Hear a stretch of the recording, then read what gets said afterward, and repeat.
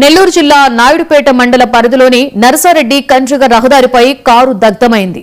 అరకపేడికి చెందిన హరిబాబు తన కారులో నరసారెడ్డి కండ్రిగ రహదారికి వెళ్లాడు. ఆ తర్వాత కారును రోడ్డు ప్రక్కన ఆపిన అతను అక్కడి నుండి వెళ్లిపోయాడు. అదే సమయంలో కారులో ఒక్కసారిగా మంటలు చెలరేగాయి. గమనించిన స్థానికులు ఫైర్ స్టేషన్ కు సమాచారం ఇచ్చారు. ఘటనా స్థలానికి చేరుకున్న ఫైర్ సిబ్బంది మంటలను అదుపు చేసేందుకు ప్రయత్నించినా ఫలితం లేకుండా పోయింది.